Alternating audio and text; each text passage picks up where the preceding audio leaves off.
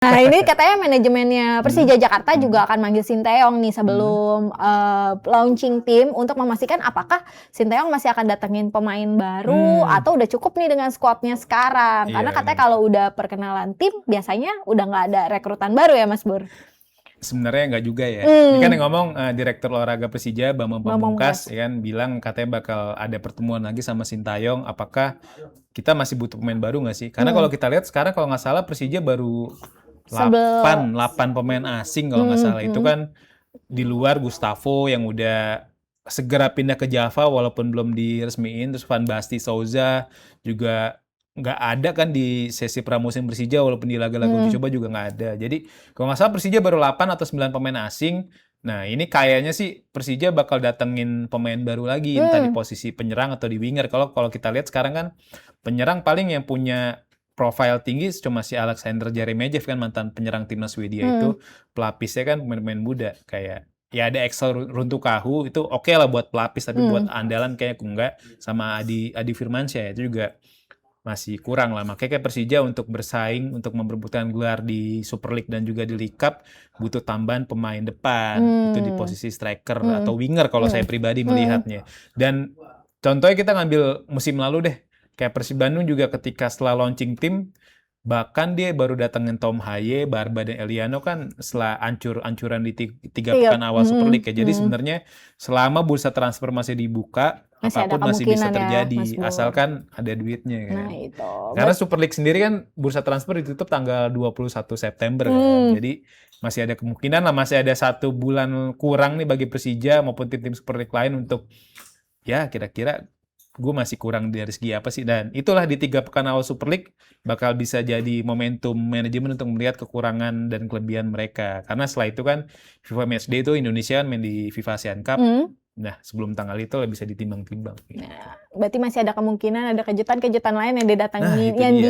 diumumkan Persija nantinya. Bener. Meskipun udah ngumumin ngerilis skuadnya di besok ya, Mas Bur. Tanggal 29 gitu. Agustus ya. Nah, tadi udah di-spill juga sama Mas Bur sedikit soal respon dari The Jackmania nih jelang peluncuran timnya Persija.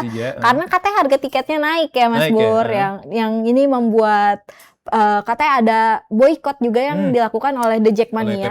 Katanya nggak mau datang ke acara peluncuran yang akan digelar di JIS besok nih. Iya, betul. Nah, ini kalau bicara soal harga tiket dari informasi yang kita dapat, ini katanya manajemen Persija membandrol harga tiket untuk acara launching ini itu sebesar 150.000 untuk kategori tribun bawah dan 130.000 untuk tribun atas, yang mana tarif tersebut berlaku bagi para pemegang kartu tanda anggota atau KTA The Jackmania gitu. Betul. Makanya ada harapan bisa harga tiketnya ya dibedain antara yang biasa sama yang pemegang KTA-nya, Mas Bur gitu. Dan itu kan memang jadi sorotan ya. Dan juga bahkan di beberapa kategori kalau dibandingin musim lalu naiknya drastis tuh dari awalnya 200.000 jadi 350.000. Jadi banyak The Jackmania juga bilang ya lu gimana sih udah naikin harga tiket aja, juara dulu dong gitu. Jadi kalau ada juara bolehlah naikin harga tiket ya kan.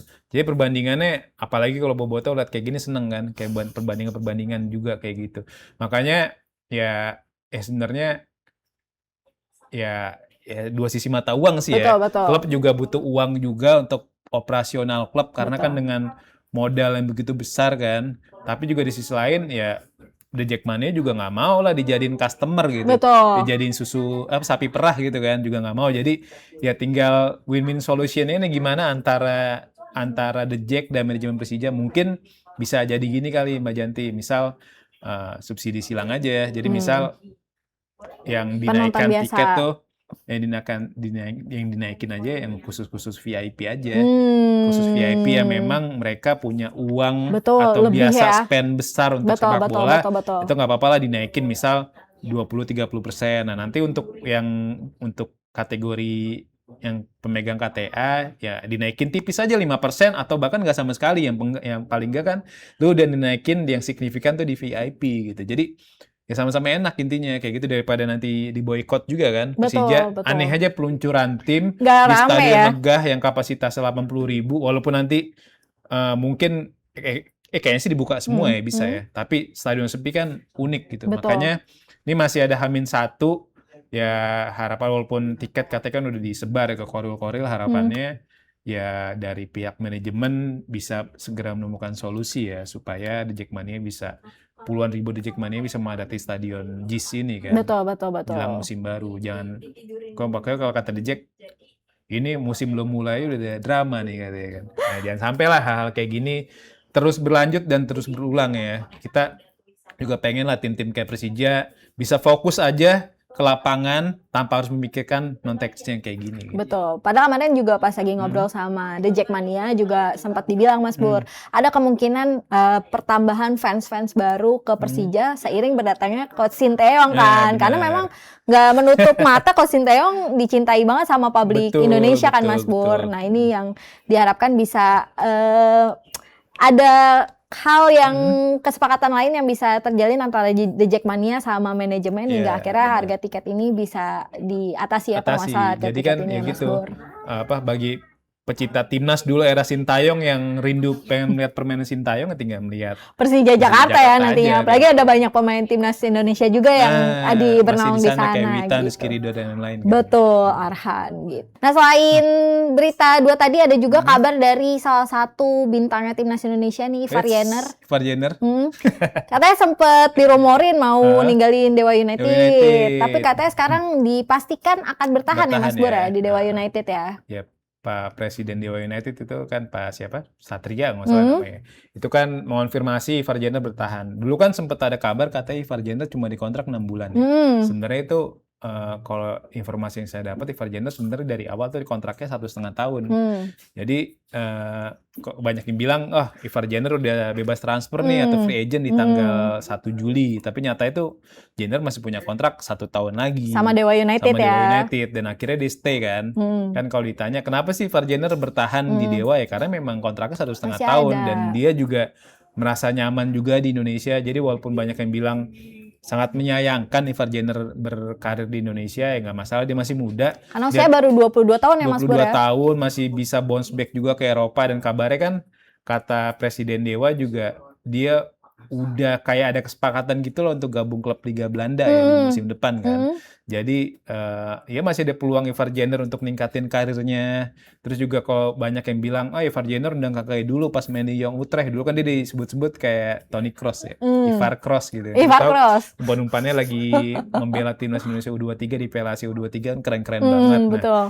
Ini ya mungkin penurunan level permainan Ivar Jenner saat ini lagi mengalami penurunan, tapi bukan berarti trennya bakal turun terus. Namanya pemain bola kan ada masa dia turun, ada masa dia naik. Jadi bagi Ivar Jenner, Rafael Struijk, Mauro Zelstra yang saat ini lagi sering dicengin lah sama ya oknum-oknum. Ya mereka masih ada kesempatan untuk membalikan performa. Kita tahu kalau kita gesernya ke temannya Ivar Jenner, Rafael Struijk kan juga kemarin dia golin tuh. Dewa United 7 coba lawan klub Australia, Brisbane Roar, Dewa United menang 4-0.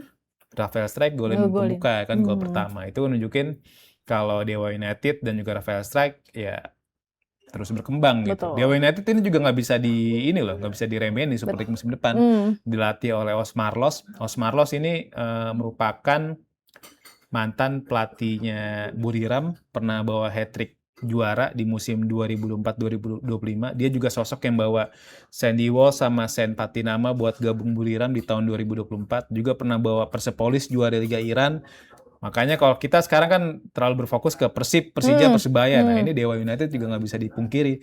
Contoh mudanya kita lihatlah hasil laga uji coba kemarin lawan Brisbane Roar kan. Ya kita tahulah Brisbane Roar atau klub-klub Australia itu nggak mudah buat dikalahin sama tim Indonesia kan. Paling klub Indonesia kalau ngalahin klub Australia kayak tahun 2006 tuh ingat banget Persik ngalahin Sydney FC itu cuma menang 1-0 dan mainnya itu pun jam 12 siang. Kenapa main jam 12 siang? Karena kalau main sore khawatir hujan. Kalau hujan tuh stadion Manahan banjir. Jadi waktu itu kan harusnya mainnya Rabu, tapi karena banjir ditunda tuh sampai menit kesekian udah main terus ditunda gara banjir. Kira digeser besoknya. Akhirnya main jam 12 siang. Ya gimana nggak kelojotan pemain Sydney kan. Kalau pemain Indonesia mungkin ya udah biasa lah main siang. Akhirnya Indonesia panas. Atau Persik Kediri saat itu yang dilatih Dani Rukito apa Jay Hartono di antara dua pelatih. Kayaknya Dani Rukito deh. Menang 1-0 lewat golnya Berta Yuana kan. Di luar kemenangan Persik atas Sydney FC kayaknya hampir nggak pernah ya klub Indonesia menang lawan tim Australia. Kecuali Persib Bandung di laga uji coba juga waktu itu tahun lalu lawan Sydney Western, Sydney Wanderers 1-0. Nah, nanti kan di weekendnya juga ada Persija lawan Betul. Brisbane Roar. Nah, makanya Sintayong kayaknya dalam tekanan nih. Jadi setelah Dewa United bisa menang 4-0, masa ya Persija nggak bisa menang gitu kan.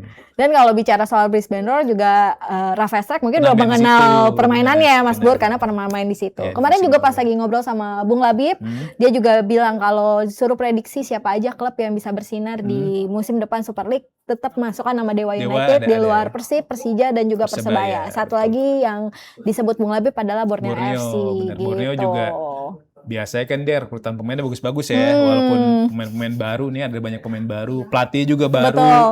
ya kan, biasanya suka bikin kejutan juga. Benar. Gak sempet baca? Dengerin aja, klik icon text to speech di okezone.com.